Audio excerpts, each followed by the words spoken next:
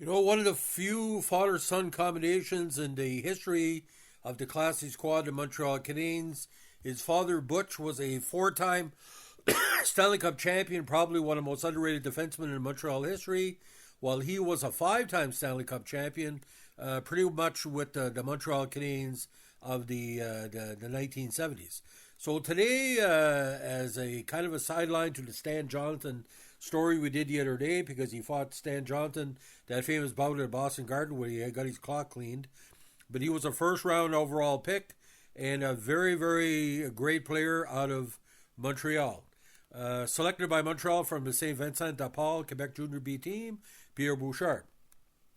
6'2", 195, a left-handed shot. He spent part of the 65 season with Laval team in the Metro Montreal Junior B League. Montreal saw a lot in him, and he saw a lot that his father had suggested, if you take him, he's going to do well. He was taken again first round of 65.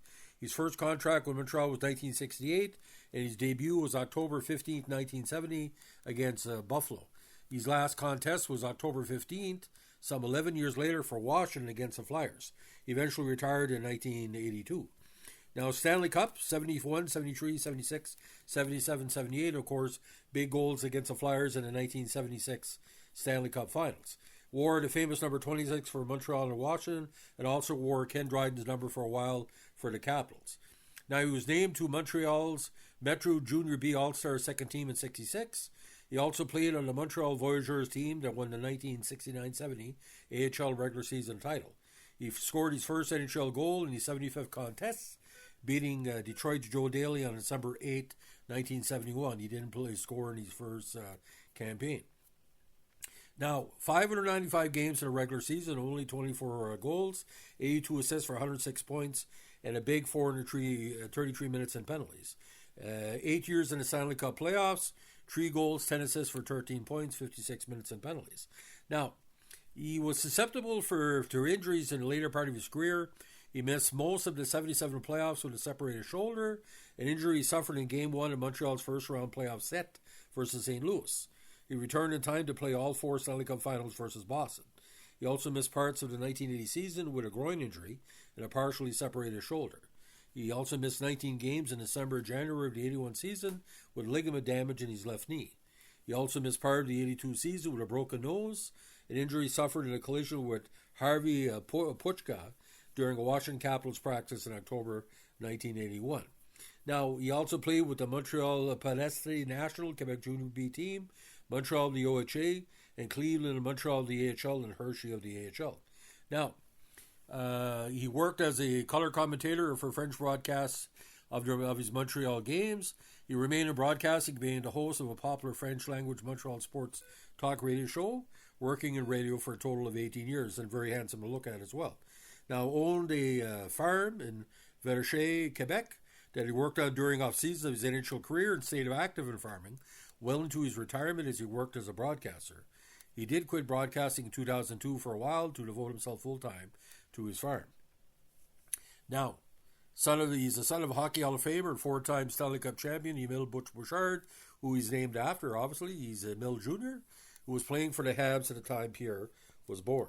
Now, he was also selected by the Quebec Nordiques in the 72 WHA draft, the first ever WHA draft on February 72.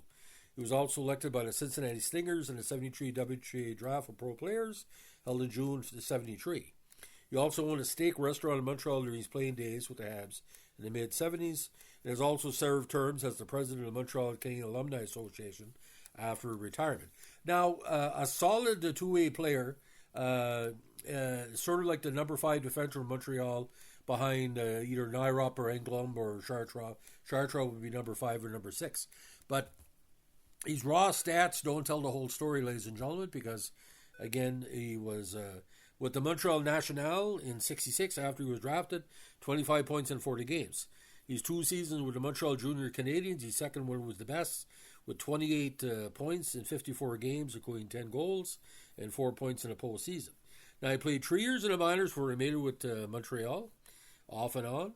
Played with Cleveland in 69 with 22 points in 69 contests, including 6 goals and 2 points in the playoffs. The Voyageurs, he had 73 total games in 1970, 6 goals, 16 assists, and 22 points total. 51 games for Montreal in 71, 3 assists. First goals for Montreal were 72. He scored 3 in 60 contests. 73 limited action, 7 assists in 41 games, but he scored his first Montreal Canadiens playoff goal that season. 74, getting more of a regular shift, 15 points in 60 games, 2 assists in the playoffs. Now, 1975 was his breakthrough year, 12 points in 79 total games and 10-point games in the playoffs. 76, 1 goal and 11 assists in 12 regular season, 12 points in 66 regular season game, and 2 big goals in the postseason. Now, how we left Montreal was kind of weird, ladies and gentlemen, and we're hoping we can kind of touch it in a good way. Now, Pierre wasn't claimed on the 1978 or the pre-78-79 waiver draft. Bouchard was claimed by the Capitals for Montreal as the first pick in the 78 NHL waiver draft for a price of $2,500. Given the rules of the waiver draft, the Habs could only protect 18 of 21 players who had been part of their 78 Stanley Cup title team.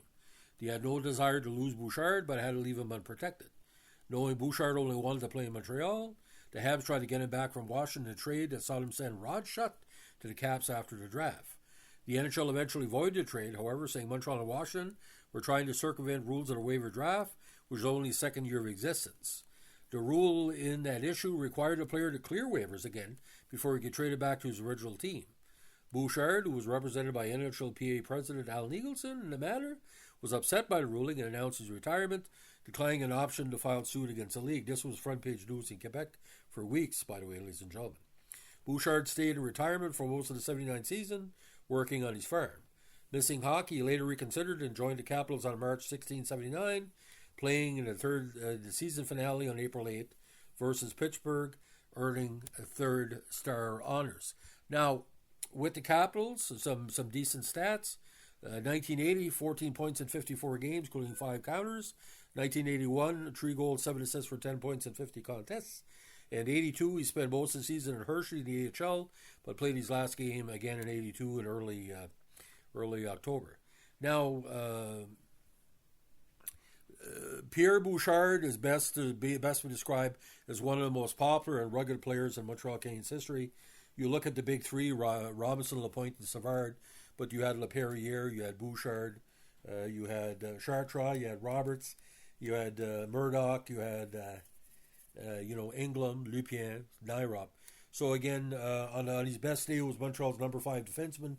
And if you're number 5 defenseman on their best team in the league, you must be pretty good. So Pierre Bouchard, just like his father, was money. Every point he got and every goal he scored was huge. So that's the story of the great Pierre Bouchard, our Stanley Cup winner for most of the 1970s with Montreal.